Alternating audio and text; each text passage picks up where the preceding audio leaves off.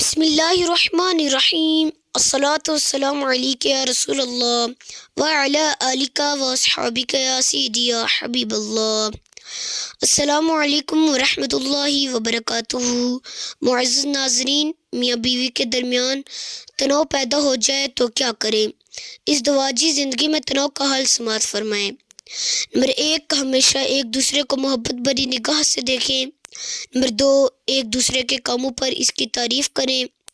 Number 3، گرم جوشی سے ملے اور مسکرا کر رخصت ہوں۔ نمبر 4، شوہر اچھی حیت اپنائے اور بیوی زیب و زینت کا خیال رکھے۔